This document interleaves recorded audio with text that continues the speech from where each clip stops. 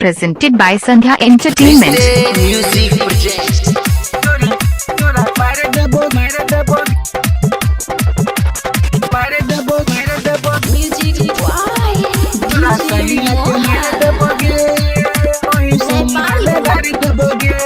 जब एतोगे बराती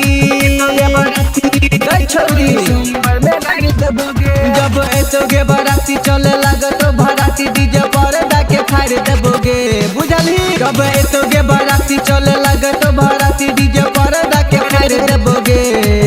तोरा गोला हाके मार देबोगे गे गे गे गे ओही मरबे में डाल देबोगे तोरा सैया के मार देबोगे ओही सोमवार में डाल देबोगे बुझली नहीं अभी सुन रहे हैं संध्या एंटरटेनमेंट की शानदार प्रस्तुति प्रेजेंटेड बाय संध्या एंटरटेनमेंट। सैया के मार देबोगे सैया के मार देबोगे ओही सोमवार में डाल देबोगे छोड़ी देबे तू कोइल को डर गे तोरा सैया के कोई देबो मडर गे तोरा सैया के कोई देबो मडर गे छोड़ी देबे तू कोइल को डर गे तोरा सैया के कोई देबो मडर गे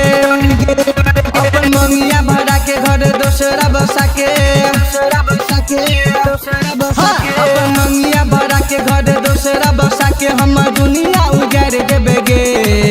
तोरा दुल्हा के मार देबोगे गे गे गे गे तोरा सैया के मार देबोगे गे गे तोरा दुल्हा के मार देबोगे ओही मरबा में गाड़ देबोगे बुझली अभी सुन रहे हैं संध्या एंटरटेनमेंट की शानदार प्रस्तुति तोरा सैया के मार देबोगे ओही सोमवार में गाड़ देबोगे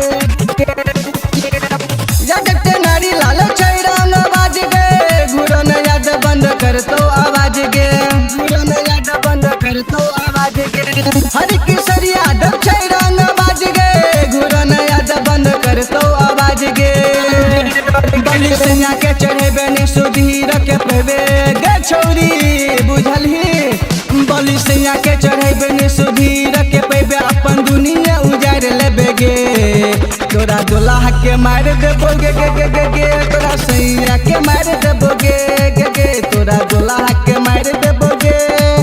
ओही मरबा में गाड़ देबोगे बुझली में गाड़ देबोगे